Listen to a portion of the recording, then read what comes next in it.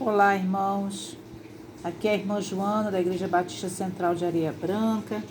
Nós vamos fazer um estudo hoje, irmão, da revista. Um estudo da revista missionária, Visão Missionária, né? Pelas MCM da igreja, que é a MCM, são Mulheres Cristãs em Missão. Eu quero que os irmãos vejam um símbolo.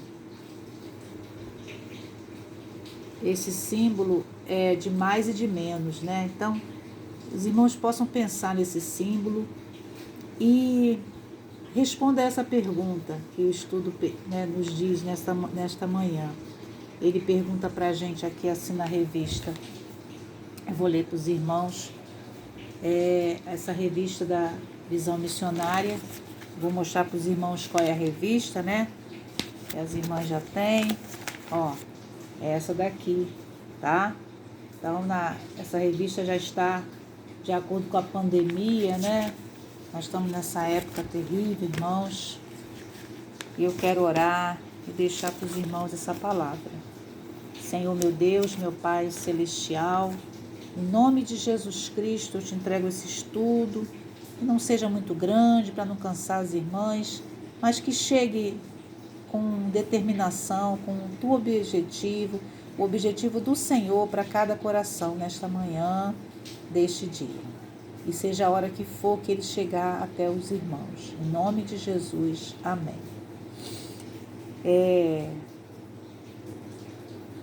Então, irmãos, nós vamos ler aqui o estudo, né, de hoje. Depois que a pandemia acabar, está na página 4, 5 e 6 da revista. Nós vamos falar um pouquinho desse tema. Mas antes nós vamos ler a palavra que está no livro da Bíblia, né, em Mateus 5. Vamos ler o 13 e o 14. 13 e 14. Diz assim: os discípulos são o sal da terra e a luz do mundo. Vós sois o sal da terra. E se o sal for insípido, com que se há de salgar? Para nada mais presta, senão para se lançar fora e ser pisado pelos homens. Vós sois a luz do mundo. Não se pode esconder uma cidade edificada sobre um monte. E assim, vamos até o 16. Vocês meditem em Mateus 5, no 16, Sermão do Monte. O Senhor está ali orientando os seus discípulos, aqueles que acreditam em Jesus Cristo. E nós somos o sal da terra, a luz do mundo. As pessoas olham para o cristão e perguntam: o que ele está fazendo de diferente para fazer Jesus aparecer? Ou ele está escandalizando, né, Jesus? Então, depois que a pandemia acabar, lá também em Mateus 13, 28 é o tema, o foco da revista, ele diz assim: aprendei, pois, a parábola da figueira. Quando já os seus ramos se renovam e as folhas brotam, sabeis que está próximo o verão. Marcos 13, 28. Então, aqui na revista está dizendo para a gente como nós vamos poder avaliar depois dessa Covid. Nem passou ainda, né? Nós já estamos falando aqui, hoje é dia 9 de outubro de 2020. Então, nós estamos na pandemia. Mas a revista já está prevendo, né, como é que será.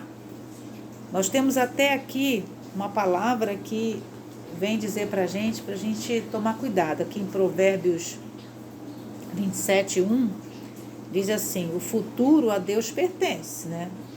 Então vamos ver o que aqui diz a palavra. Não te glories do dia de amanhã, porque não sabes o que trará a luz. Provérbios 27, 1. Resumo. Então nós temos que ser sal, ser luz, e não ficar prevendo o futuro, né? Então nós temos que trabalhar em cima do que a gente tem de concreto, de fato. E o que nós temos de fato hoje? Nós temos muitas coisas que nós conseguimos tirar aqui. A revista nos mostra muita coisa boa. Primeiro, o futuro a Deus pertence, diz a sabedoria popular. E a Bíblia ensina: não te glories, né? Provérbio 27, 1. Não te glories do dia de amanhã. A gente não sabe o que vai acontecer, mas nós já temos algumas informações que nós temos de bom e de ruim. Vamos ver as boas. que nós temos de bom nessa pandemia que causou e deixou e está deixando, né? Está passando.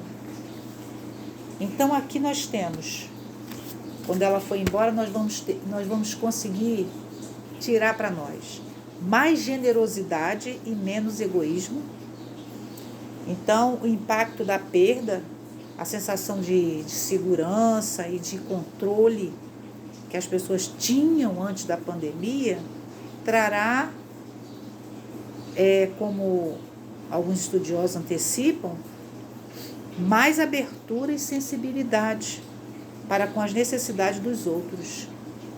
Várias evidências dessa tendência, ela diz o que para a gente? Que já são observadas entre as muitas iniciativas de pessoas, igrejas, associações, empresas, governos, que estão criando mecanismo de ajuda às pessoas que estão mais vulneráveis ao efeito da pandemia, né? Então, as igrejas, elas estão sendo mais generosas.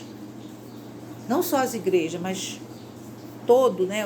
Até o governo está trabalhando em prol, né, de ajudar as pessoas. Então, nós temos aí essa observação. Mais generosidade, menos egoísmo. Temos também mais atenção ao que é essencial e menos valor para o supérfluo. Então, nós podemos tirar isso de bom. A pandemia fez com que muitos percebessem o quanto estavam entretidos com as coisas supérfluas da vida. Tem muita coisa que a gente gasta tempo que não tem necessidade. Só os irmãos pensarem, o irmão pensar. Até mesmo no espaço, por exemplo, as igrejas, por exemplo, em algumas questões, as preocupações com as formalidades, né? Muita formalidade, muita religiosidade, preocupado com aparência. E o que aconteceu com tudo isso? No lugar disso, nós temos a atenção ao que é essencial. O que é essencial? As pessoas e as suas necessidades.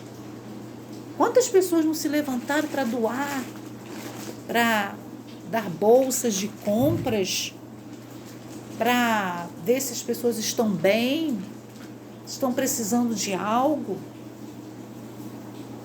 Então é aí mais atenção ao que é essencial. Qual é o essencial, gente? A vida, as pessoas.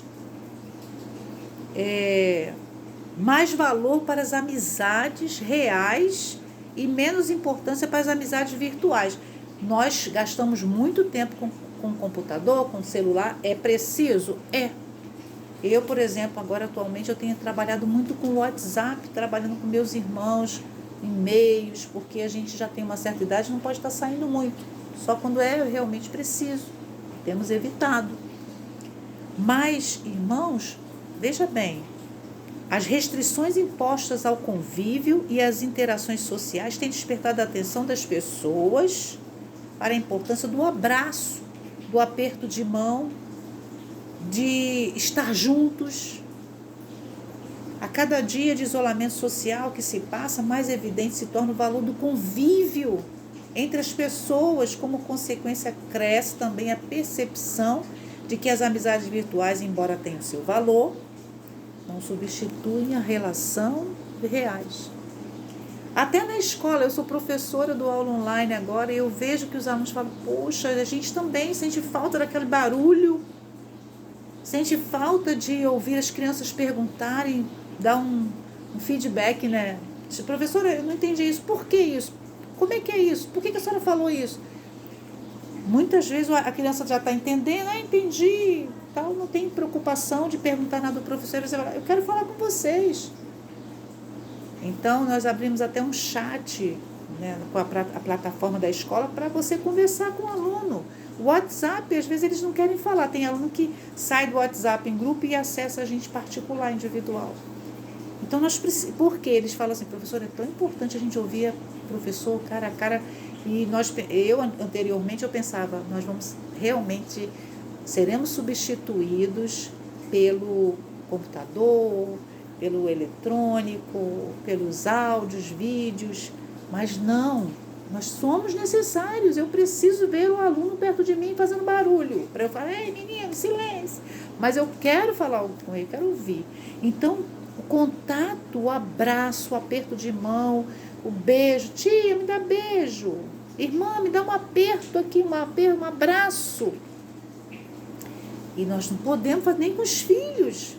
Minha filha se encosta comigo assim por trás. Às vezes eu não aguento, eu agarro ela assim mesmo, seja o que Deus quiser.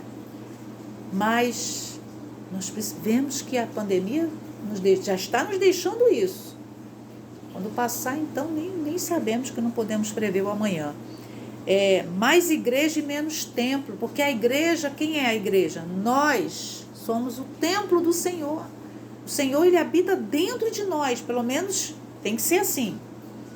Templo, parede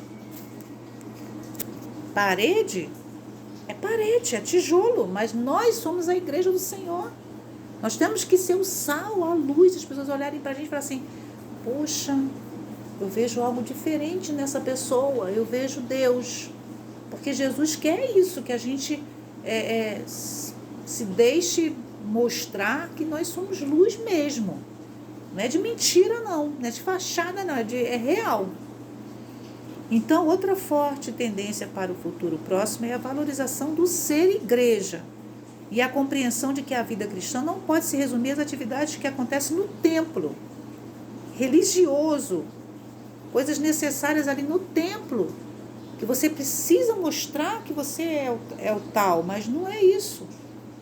É você ser a igreja do Senhor, onde você estiver, o que você falar, você mostrar que você realmente, você tem Jesus dentro de você. Então, a vida cristã não pode se resumir às atividades que acontecem no templo. A proibição dos cultos presenciais, determinada para impedir as aglomerações e a propagação do coronavírus, fez com que fosse redescoberta a importância dos cultos nos lares, a comunhão em família, e mostrou que é possível, mesmo com limitações, cultivar as disciplinas espirituais que uma vida cristã consagrada necessita, né? Outra coisa que a pandemia está nos deixando e vai nos deixar em breve, em nome de Jesus, mais humildade e menos prepotência. Para alguns especialistas, a pandemia da Covid-19 gerou um impacto nocivo para os países e suas populações. Pior que uma guerra. Eu vou ler isso aqui para os irmãos, porque é uma questão bem científica. O FMI, Fundo Monetário Internacional, em seu relatório de 14/4/2020, divulgou a projeção daquele momento para a economia global, com a estimativa de que o Produto Interno Bruto, PIB, global deve recuar 3%. E a previsão anterior era de alta de 3,3%. Isso significa que, em termos econômicos, 2020 será o pior ano desde a Grande Depressão de 1929. Então, por exemplo, o FMI prevê que o PIB deste ano vai encolher 5,3%. Antes, a expectativa era de alta de 2,2%. Então, na prática, isso significa menos emprego. Isso aí já é uma parte ruim, né? Que nós temos que orar, pedir a Deus misericórdia. Menos emprego, menos renda e, consequentemente, mais pobreza, mais fome e mais miséria. Porque, irmãos, o mundo está caminhando assim por causa do egoísmo.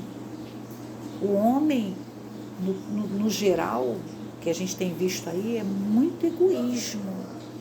É muita pensar em si mesmo. Então, nós temos que ver, a gente não pode dizer quem está fazendo isso, mas o que a gente vê no todo é isso, é o egoísmo. É um tendo muito e o outro não tendo nada. E isso já vem de muitos anos, né? Então, só Deus. Então, nesse difícil cenário, fica clara a percepção de que, como humanidade, temos sido muito vaidosos, orgulhosos e prepotentes. E ao vermos o quanto somos impotentes e incapazes diante da pandemia, cresce o sentimento de que devemos cultivar a humildade. Nunca a resposta de Deus à oração de Salomão foi tão atual e necessária. Vamos ver qual foi aqui a resposta. Se eu cerrar os céus, de modo que não haja chuva, ou se ordenar aos gafanhotos que consumam a terra, ou se enviar a peste entre o meu povo, e se o meu povo que se chama pelo meu nome se humilhar, orar e me buscar, e se converter dos seus maus caminhos, então eu ouvirei dos céus, perdoarei os seus pecados e sararei a sua terra. 2 Crônicas 7, 13 e 14. Essa palavra é conhecida, né, irmãos? Mas será que nós percebemos a essência dela? É isso que eu estou falando para mim. Você percebe a essência dessa palavra? Então, irmãos, todas essas tendências ressaltamos no início deste artigo. Podem se confirmar ou não. Por mais que pareça evidente, não podemos nos esquecer que só a vontade do Senhor é soberana e ela que prevalece sempre. A Bíblia diz: eis que os céus e os céus dos céus são do Senhor teu Deus, a terra e tudo o que nela há. Tem mais aí algumas coisas se falando. Pois o Senhor, vosso Deus, é Deus dos deuses e o Senhor dos senhores, o Deus grande, poderoso e temível, que não faz acepção de pessoas, nem aceita suborno. Deuteronômio 10, 14 e 17. Então, por isso, devemos considerar que mesmo que o futuro seja adverso, tudo está sob o controle de Deus. Precisamos acreditar nisso, irmãos. Essa palavra suborno é triste, né? A Bíblia está lá relatando coisas que a gente vê muito acontecendo por aí. É muito triste. Temos orado muito por esses acontecimentos. Então, diz, por tudo isso devemos considerar que, mesmo que o futuro seja adverso, tudo está sob o controle de Deus. Nós não podemos nos esquecer de que todas as coisas cooperam para o bem daquele que ama a Deus, que são chamados segundo o seu propósito. Romanos 8, 28. E se, ao contrário, o amanhã nos proporcionar conquistas e vitórias não esperadas, saberemos louvar com a mesma confiança e alegria ao nosso Deus, que é bom e compassivo, abundante em benignidade para com todos os que te invocam. Salmo 86, 5. Então é esse o estudo, irmãos. Quem não teve tempo de ler, coloca lá perto da cozinha onde está fazendo comida, ou lá no seu trabalho, coloca no momento que estiver no banheiro e fica escutando, pelo menos, irmão, não tive tempo de parar, mas eu vou escutar o áudio, o vídeo.